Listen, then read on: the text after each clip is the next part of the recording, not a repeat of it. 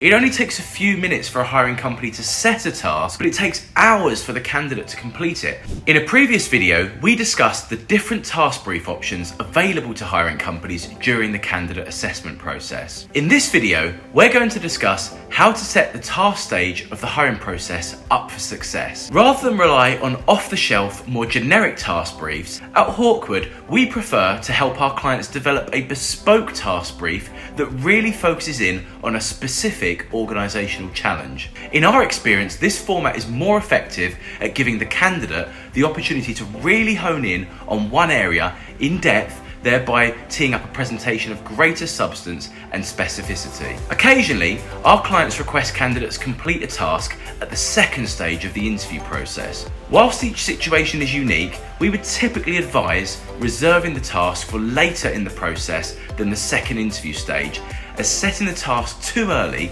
can result in dropouts.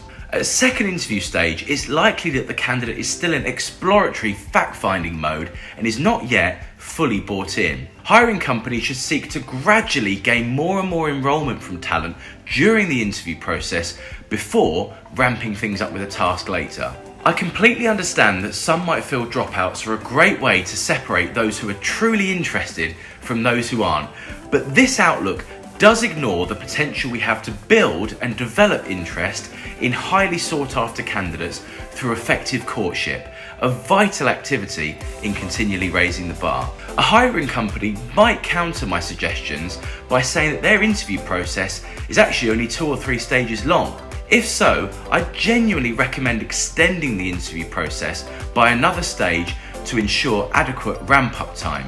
It really is that important to gradually build engagement that it's actually worth extending the interview process for. Once your candidates are bought in, you're likely to find candidates who, as well as being willing to complete the task, are also willing to invest much more time and effort than they would have been earlier in the process. This is due to them being more engaged, but also as they know that by this late stage, most other candidates will be out of the running and therefore things feel a lot more serious. Remember, it only takes a few minutes for a hiring company to set a task, but it takes hours for the candidate to complete it, many of whom have another job and understandably want to make sure their free time is being well spent. Just finally, having put candidates to this effort, hiring companies must ensure the key decision makers are present for this stage. The primary value of a task stage is for the candidate and the key decision makers to debate the most crucial issues, visualizing how the relationship would work